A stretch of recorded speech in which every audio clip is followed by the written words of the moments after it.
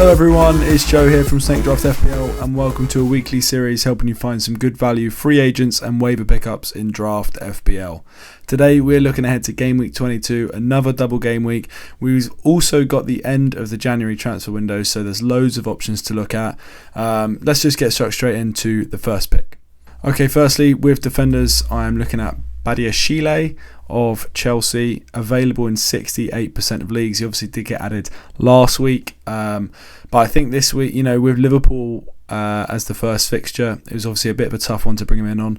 But I think now looking at these next three, I think he looks like a really good pick. Fulham at home, West Ham away, Saints at home in the next three is, it's tasty from a defensive point of view, I'd say. And I do think he looks like he's going to be a mainstay in that Chelsea back line. So definitely a valuable pick for a team that's going to be looking to try and claw back some of that money they've spent and trying to get back into that top four. So I suspect they're going to be trying to play tight, keep clean sheets, and that's exactly what we want from our defenders. Next up, my first double game week player is Aaron Wan-Bissaka of United.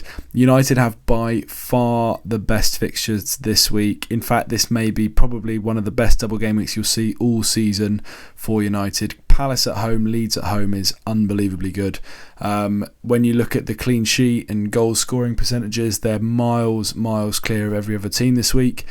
And because of that, I'm willing to plump on the fact that Dalot won't be fit and Wan-Bissaka will keep his place for the time being. Dalot's injury history is terrible, so I don't think he's going to be rushed back particularly. We'll get a little bit more of an inclination after tonight's Carabao Cup game, and we can see if he's in the squad for that. I don't think he will be. I think it'll be Wan-Bissaka for at least the Palace game and probably both games. And even after that, Leeds away, Leicester at home, Brentford at home is a great run of fixtures. Wan-Bissaka available in 44% of leagues. That's a pretty decent chance he might be free in yours. And I think if you can get any of the United boys this week, it's definitely a very good pickup. Next up, look, I hate to put him in every week, but I just have to. Still available in 64% of leagues, almost 2/3 of leagues he's available in. And Estupiñán just continues to be a fantastic pick. Bournemouth at home, Palace away, Fulham at home in the next three is fantastic. Brighton are a really, really good side.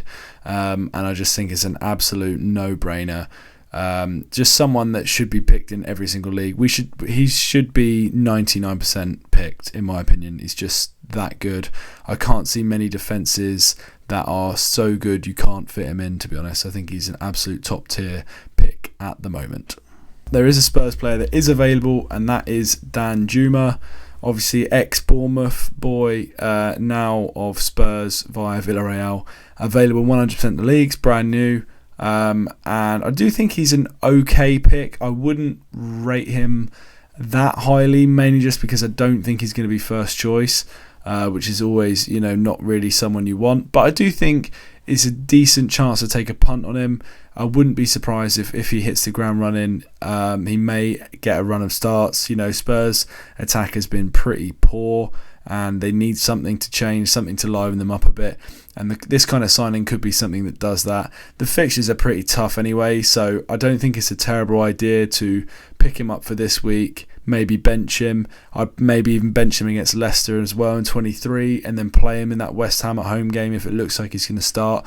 If not, by that point you'll know if he's going to be a valuable pick or not, and you can just drop him or keep him as appropriate. But I do think he's going to struggle for minutes because he generally plays on the left. Obviously that's where Son plays the majority of his football. Son is pretty versatile and can play a few different positions, so we'll have to wait and see. I mean, Dan Juma's reasonably versatile as well, so definitely a wait and see, but I think he's probably valuable enough that you can pick him up and bench him if you've got a decent squad already. Next up, we have Harrison, available in 50% of leagues. Double game week for Leeds this week. Forest away, United away. It's not amazing, but it's pretty good. 2 away games isn't ideal, but Forest away is a good fixture. And sandwich that on with a fixture that, they could definitely get a goal against United, at least. I think that game will be quite end-to-end, to be honest. I think that'll be quite a fun one. And then it's United again in 23, United at home that time. And then Everton and Saints round it off, which are pretty good fixtures, I'd say. I don't know why I've put Saints at home in orange. That was an oversight. So yeah, I think a decent run of fixtures. I think Harrison's pretty much nailed on at the moment. Leeds have signed a new forward, Rutter, but I suspect the front four of Aronson, Harrison, Nonto and Rodrigo will stay as it is for the time being, with Rutter having a little bit of cover. Someone that they can bring on, on the hour mark.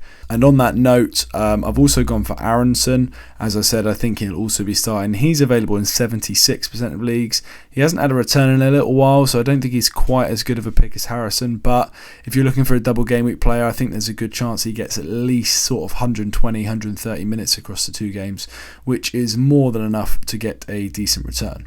Finally, for midfielders, I have got Wissa.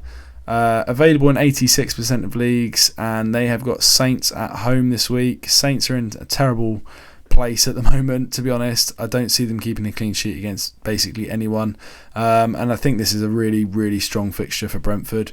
Wissa's been playing pretty well lately. Still no news on what on earth's going on with Ivan Toney. It seems like the Premier League are doing their best to hold on as long as possible to make a decision on that. But for the time being, Mbeumo, Wissa and Ivan Toney in the front 3 seems to be working alright for Brentford. So I'm more than happy to plump on him in a really good fixture this week for Saints at home. And then they've got Palace at home in 24, which is a nice fixture as well. You can always bench for Arsenal and United in 23 and 25. On to forwards then, and I think it is a good time to go back in for Diogo Jota.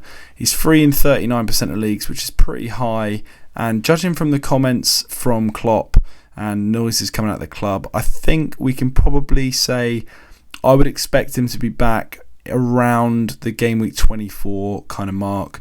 I wouldn't be surprised to see him start in 25 or 26. But I think, if you want to pick him up, you have to pick them up before they're sort of announced as fit, because you'll never get them otherwise. And I think if you've got a bit of a crappy third forward spot, it's probably a good time to get him. I think Jota's an important player for Liverpool, and I think of all the kind of front options they have, I think he actually unlocks them quite a lot, and I'm really kind of hopeful, as someone that already has him in one league, I'm really hopeful that he kind of keeps his fitness and does bits for them. So you can kind of ignore the fixtures for this one a little bit, but I would say I do think around about now is the time you want to start looking at picking him back up.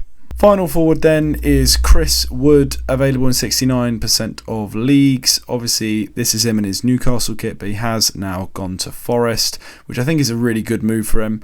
I think it's actually a great move all round. He might have become a little bit of a joke figure, but it's from his time at Burnley. We know he's a prolific goal scorer, and it's kind of exactly what Forest need, I think.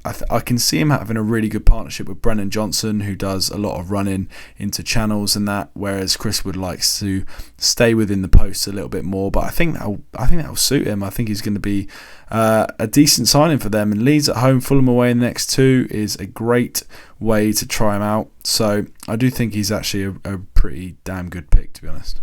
Okay, those are my picks for game week 22. I will say, and I don't know whether to make this point or not, but I will say now, I wouldn't get too wrapped up in January transfers.